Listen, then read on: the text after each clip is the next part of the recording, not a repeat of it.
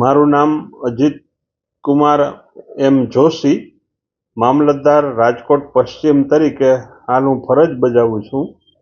મારા વિસ્તારની અંદર આવેલા નાના મહુવા ગામમાં વિપુલ કુમાર જગજીવનભાઈ લોઢિયા વગેરેએ ધીરેન અમૃતલાલ ઘોરડા નામના શખ્સ પાસેથી ઇન્ફિનિટી હાઉસ નામના બિલ્ડિંગમાં ફ્લેટ વેચાણથી રાખેલો હતો. એ અંગેનું 1,28,00,000 રૂપિયા જેવી કિંમતનું સાટાખત પણ બંનેની વચ્ચે થયેલું હતું. ત્યાર પછી કોઈ પણ કારણસર જે બિલ્ડર છે ધીરેન અમૃતલાલ ધોરડા, એને મુદત હરોળમાં બિલ્ડિંગ પણ ન આપ્યું કે એ ફ્લેટ પણ બીજા 2-3 વ્યક્તિને વેચી દીધા હતા. એને કારણે રેરાની અંદર આ જે છે વિપુલભાઈ જગજીવન લોઢિયા વગેરે જે ફ્લેટ ખરીદનાર હતા એ લોકો રેરાની અંદર ગયા.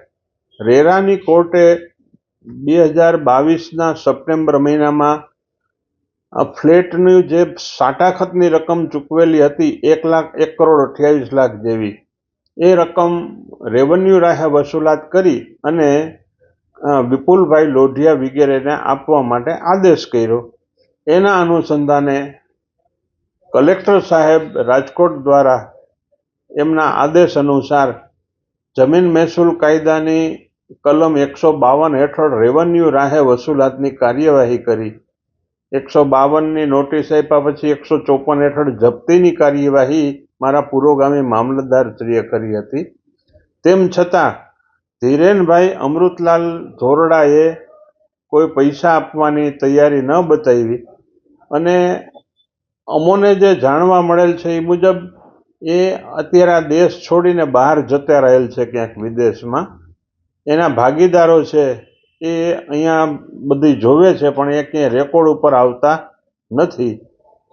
અને આ વ્યક્તિને જે પૈસા છે એ કઢાવવા માટે થઈ અને એના માલિકીના જે 2 ફ્લેટ હતા ધીરેનભાઈ અમૃતલાલ ધોરડાના નામે, ઇન્ફિનિટી હાઉસ નામના બિલ્ડિંગમાં એક ફ્લેટ નંબર 202 અને 401, આ બંને ફ્લેટની નગર નિયોજક પાસે મૂલ્યાંકન કરાવી અને હરાજી કરવાનો નિર્ણય અમે લીધેલો છે.